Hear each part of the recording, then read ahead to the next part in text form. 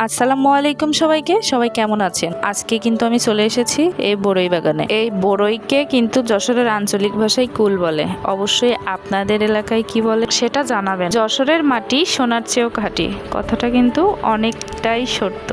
এটার কারণ হচ্ছে আলহামদুলিল্লাহ আমাদের এখানে চাষিরা কিন্তু অনেক স্বাবলম্বী। পোকামাকড়ের সংক্রমণ থেকে এড়াতে এখানে দেখতে পাচ্ছেন এই পদ্ধতিটা কিন্তু আপনারাও চাইলে অবলম্বন করতে পারেন, যেই কিন্তু আপনারা স্বাবলম্বী হতে পারেন। তার কারণ হচ্ছে এই ফলটা বছরে একবারই হয়, আর ফলটা যখন পাকা শুরু করে একবারে কিন্তু সব ফল পেকে যায় না, অল্প অল্প করেই এই ফল পাক শুরু করে। আর এই ফলটা যখন পাকা শেষ হয়ে যায় তখন কিন্তু চাষিরা এই গাছটাকে একেবারে নিচ থেকে কেটে দেয়। নিচ থেকে কেটে দেওয়ার পরেই কিন্তু এই ক্ষেতটা ফেলে রাখা হয় না, তখন আপনারা চাইলে যে কোনো ধরনের ফসল চাষ করতে পারেন। এটাই হচ্ছে বড়ই চাষের একটা বিকল্প পদ্ধতি। আপনারা চাইলে বড়ই গাছে কলমের মাধ্যমে বিভিন্ন জাতের লাগাতে পারেন। আজকের ভিডিওটা এই পর্যন্তই। সবাই ভালো থাকবেন, আমাকে সাপোর্ট করবেন, দোয়া রাখবেন। আল্লাহ হাফেজ।